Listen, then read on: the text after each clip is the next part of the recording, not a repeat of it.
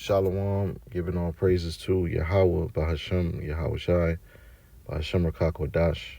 Double honor to my apostles and bishops of Great Millstone. Peace and salutations to the hopeful elect of the nation of Israel, which are you so-called Negroes, Latinos, and Native Americans, and the Israelites that are scattered all around the world, which we refer to as the Israelite foreigners. All right, it's going to be a quick hit. All right, I wanted to start this one with the book of Ecclesiastes 1 and 1. All right, it says, the words of the preacher, the son of David, king in Jerusalem, which is King Solomon. It says, vanity of vanities, saith the preacher, vanity of vanities, all is vanity, right? And this is something I've been meditating on, man. We really in a vain time, man, okay? And this is, King Solomon said this way back then, okay? That vanity, all is vanity, man. And this man, you know, that he lived in 40 years of peace, okay? He was king. He had riches. He had gold, silver, all right? He had cattle. He had livestock, all right?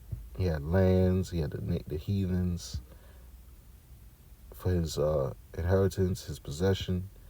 He had slaves, or he had 700 wives, 300 concubines, and he still said all is vanity. But most importantly, he had the wisdom, knowledge, and understanding of Yahweh Ba'ashem Yahweh Shai, okay? And the fear of Yahweh Ba'ashem Yahweh Shai, all right? All right. It says, what profit have a man of all his labor which he taketh under the sun? Right. Because, you know, the labor which you take under the sun, eventually you're going to pass away. All right. And how much more in this captivity, you know, you're a slave in this society, okay? And you're working to survive, to live, okay? And majority of our people, they're poor, and they don't have an inheritance. They don't have something that they can give to their children when they pass away. Okay. Verse 4 says, one generation passeth, and another generation cometh, but the earth abideth forever. All right. Let me jump down to verse 14. It says,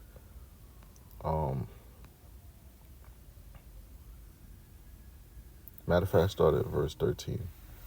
It says, I started at verse 12. I, the preacher, was king over Israel and Jerusalem, and I gave my heart to seek and search out wisdom by concerning all things that are done under heaven. This sore travail hath the Most High given to the sons of men to be exercised therewith. I have seen all the works that are done under the sun, and behold, all is vanity and vexation of spirit. Right.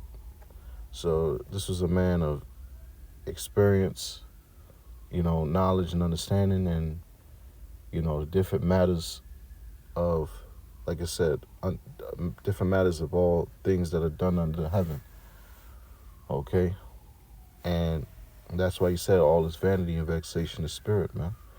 And like I keep saying, that was back then when, you know, they had gold and silver, they had slaves, you know, he had, you know, thousands of women. Just look at us today, man. And look at the state we in today, man. Being at the bottom, and our people is proud as hell, man. These women vain as hell, man. You know, all worried about, you know, themselves, you know, their social media, their image, but they don't look at the things that they would, you know, their true purpose, man. First and foremost, which is to serve Yahweh Ba'ashem Yahweh Shai, and also to, you know, tend to the Israelite man, be a helpmeet, all right? which, in return, we got a lot of degenerate men of our nation as well. Okay? And a lot of them are caught up into vanity, being lovers of themselves, caught up into, their image, what they want to do, okay? Just living this vain lifestyle, man. All right? Just waking up, going to work every day, all right? Chasing their quote unquote dreams, all right? But they lack knowledge, man. Okay? They lack knowledge, they lack understanding, all right? And they have no regards to the Most High.